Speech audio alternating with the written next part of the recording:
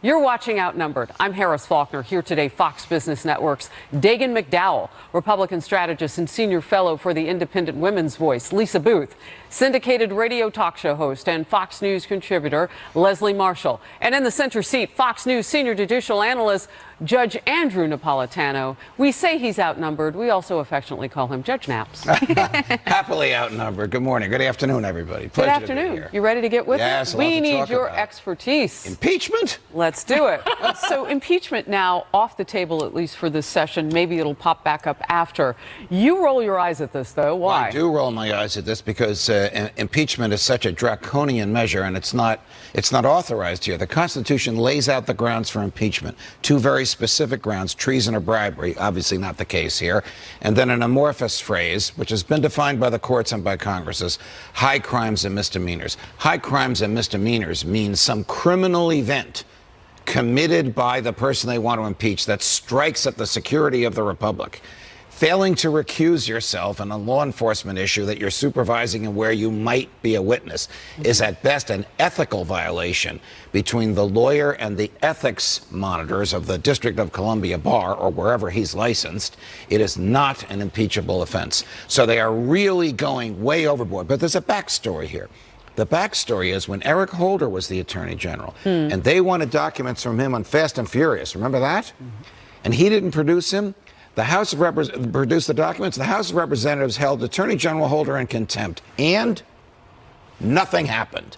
Nothing. They should have taken that contempt citation across the street to a federal judge and had him prosecuted. But nothing happened. So they have a history of doing nothing when they can't get what they're trying to get. I'm going to get Leslie in here because I want to hear what Democrats have to say. Leslie?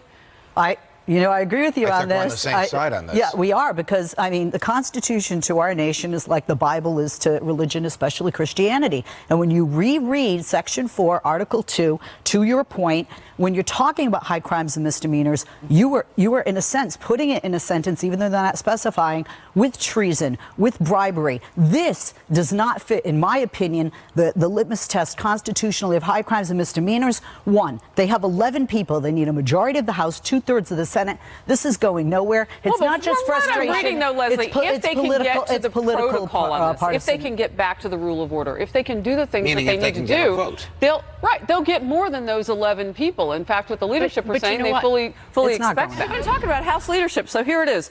Representative Jim Jordan, this is per our reporting, Chad Pergram, our producer on the Hill. Jim Jordan, Republican of Ohio, is running for Speaker of the House in the new Congress. Of those three votes, Scalise, McCarthy, Jordan will determine who the Speaker is by where he throws his support. That's a good point. Okay. I agree with Dagen because I'm into reality and those numbers are realistic. And I agree with you, Lisa. What is this, one time in 2 years? It's not going to be Jim Jordan. I know we're not talking about that elephant in the room, but there's some very nasty allegations against him coming out of Ohio, and I don't think some Republicans are going to go near him because of that. I don't know why anyone wants this job, though. They're allegations. Being Speaker of the House, this is the worst job ever. Trying to wrangle the party and keep everyone together. Paul Ryan basically had to be begged to take this job. I'm surprised anyone wants it, to be honest.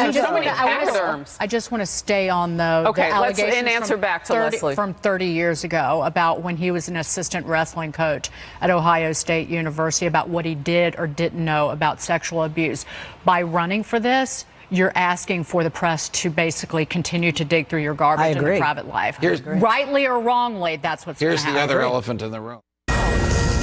This Fox News alert. New reaction to the Secretary of State on Capitol Hill after the White House announced that another summit with Russian President Vladimir Putin will be delayed until next year. White House National Security Advisor John Bolton saying, quote, the president believes that the next bilateral meeting with President Putin should take place after the Russia witch hunt is over. So we've agreed that it will be after the first of the year. But let me stop you there. I'm going to channel my best Melissa Francis and say it's the walk, not the talk. And the walk is that Mike Pompeo said the U.S. doesn't recognize Russia's annexing of Crimea. Sanctions won't be relieved until Russia leaves Crimea. Our approach has been the same, to steadily raise the cost of aggression until Putin chooses a less confrontational That's the policy. right thing to do. And there could be additional targeted sanctions that would prove But the problem is, and I hear you on the walk and I hear you on the talk, but prior to the Secretary of State saying that, I think that the American people, regardless of their party, were very confused. The president said, and I quote, "Crimea is Russian."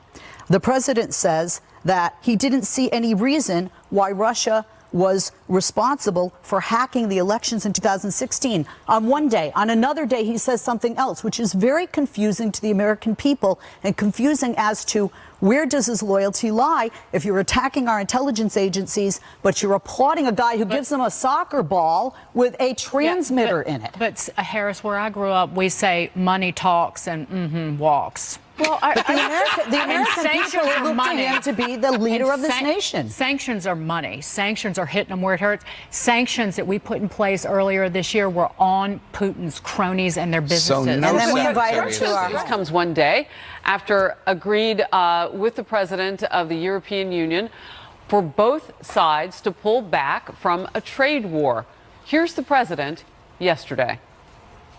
We agreed today, first of all, to work together towards zero tariffs, zero non-tariff barriers, and zero subsidies on non-auto industrial goods. Thank you. And the European Union is going to start almost immediately to buy a lot of soybeans. They're a tremendous market.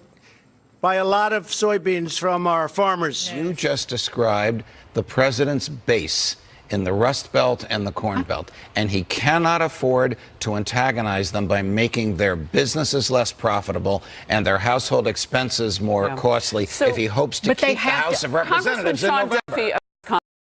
Dairy farmers there, said to me yesterday on the air that, you cannot alienate those Trump supporters because they hinged on the very issue of jobs. Right. And so if you kill what their livelihood is, they'll hinge right back and become more independent, potentially in Les Marshall's camp if they can get out of socialism. We'll have to see if that can work. You know what I find interesting about Democrats right now, though? Do the Democrats want the tariffs because it'll bring them votes? No, the Democrats have wanted tariffs, quite frankly, for years. I mean, if you listen to the union messages, and Democrats are very pro-union, they have been screaming for over a decade. We have been in a trade war for over a decade. We have had a deficit, a trade deficit, which does not benefit the United States. I agree with you with regarding China. They're our number one enemy, if you will, with regard to trade. And I think that we need this power with the EU. And both sides benefited yesterday because the United States needs the EU. I was going to say, I thought the Democrats were interesting on this because they were kind of letting the Republicans battle it out in those states where the president has such a wide base. Breaking news now, and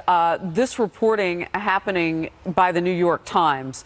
Robert Mueller, in his Russia investigation now, widening the scope yet again to include now the president's tweets.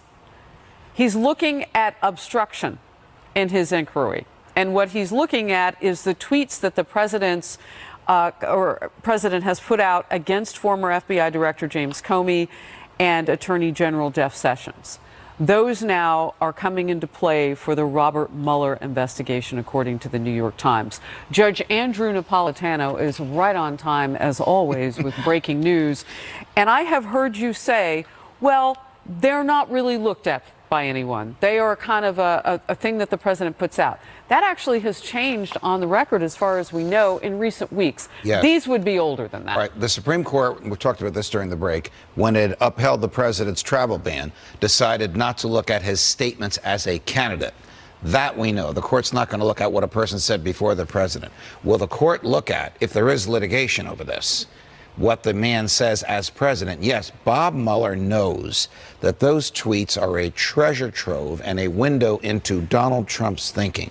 So here's the allegation. And apparently this story is true because Rudy Giuliani, the president's chief lawyer, has verified it because he's quoted by the New York Times as having spoken to them about it.